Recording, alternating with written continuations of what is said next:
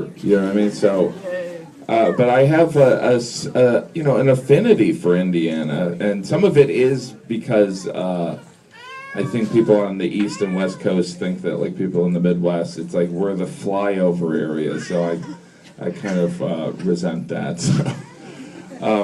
But I don't know. I think, and then Indiana's been part of my stand-up at the beginning. I talked a lot about being from Indiana, and then I'm a huge Colts fan now. So, which is a bit, it's being from Northwest Indiana. That's a bit of betrayal. You know what I mean? It's like switching political parties up there. But the hell with them. But other than that, I mean, I don't know. I'm very Midwestern. There's no getting around it. I'm still treated like a tourist after living in New York for 25 years. Now everyone knows Jim's affinity for food. He's probably the only comedian that on a regular basis signs Hot Pockets boxes. Yes. I just want to make sure, did you get enough food? Because you're going to be signing for about an hour here. You're going to be okay? Do people bring you food when you're signing and say, take a break and have this sandwich? People bring me food all the time, and I always say, "Is this poison?" They're like, "He's a glutton. We could give him something. He'll be dead in an hour." But yeah, sometimes people will bring food, and they bring me like unhealthy food that they enjoy. Sometimes they're like, "This is really bad for you." I suppose it's like bringing alcohol to an alcoholic. But yeah, no, it's all good. I've been told we can open up for Q&A. Now, I understand there were some questions actually written down. Do we know where those ended up? Oh, are we going to preview those or just grab them at random? Hey, fella, why don't you hand me those? No one's going to bite. Remove this man from the building.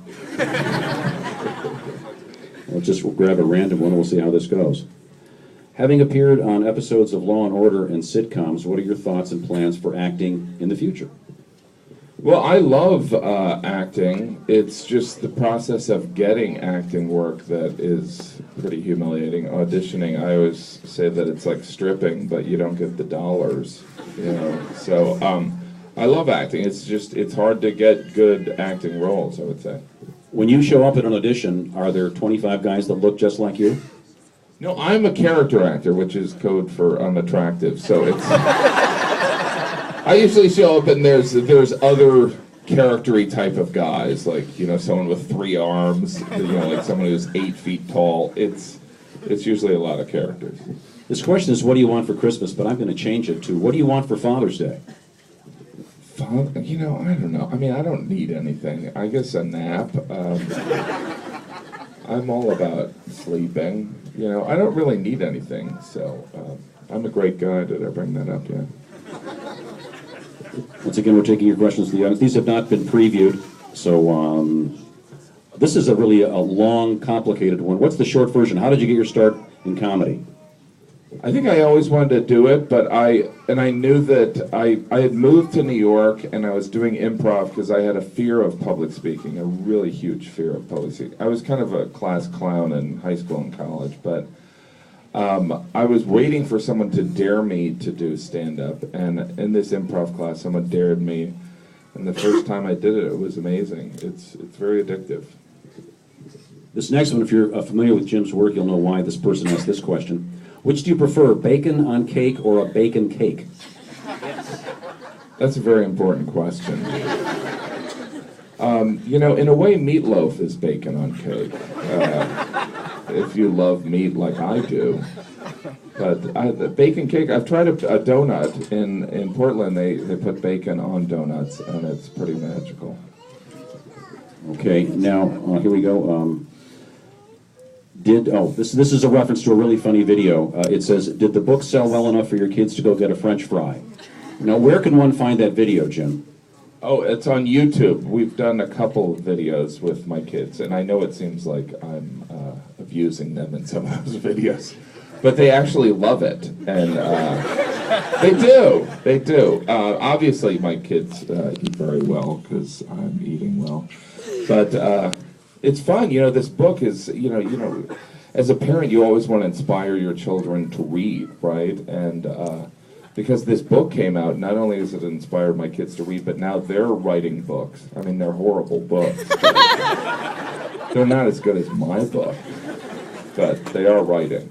Okay, we'll get to the signing in just a second. I don't know how our time frame is, and you have to get to St. Louis, so that's like a 4-hour journey on your bus, and you're soloing in them, but you don't have your family with you today, is that correct? Okay. All right. We can do a couple more from the audience. Anybody have a question they want to ask Mr. Gaffigan? This isn't a library. Everyone's sitting here like, for God's sake, don't make any noise. Yes, sir. Do you seriously still live in a 2-bedroom walk-up? Yeah, we still live. I mean, we're not trying to prove a point or anything. It's not like I'm going to raise these kids in the smallest pace possible. But some of it is just a situation. You know, my wife has an annual baby, and so you got to find the right time to move, and you have to find the right place. So we didn't want to move into a place that we could just move into for a year. So we're definitely going to move, but it's, you know, my wife's not pregnant. At least I don't think so. So you just don't want to turn to a woman who's 7 months pregnant and say, "All right, let's go." Any more questions? Yes, back there. Can you say Hot Pockets? The blessing and the curse of Hot Pockets. It's like I made a deal with the devil, right? It's like, you can have this amazing career, but you must say Hot Pockets every 3 hours. It's, you know, I also, you know, it's fast. Hot Pockets!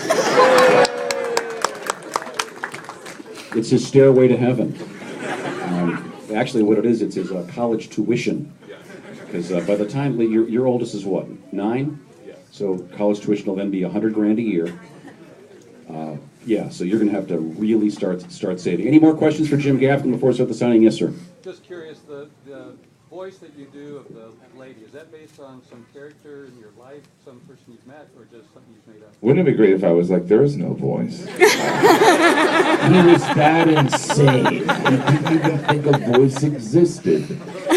No, that's something I've done since I was a teenager, which is talk for other people, just as a way of disarming them. And you know, it was inspired a little bit by this woman that ran a comedy club in New York. But it's a little bit. It's just the most sensitive person in the audience. The cliche of the sensitive person, whether they be really politically correct or really conservative, it's their views. So, you know, if I'm talking about something rather mundane, it's funny that they're offended by it, hopefully.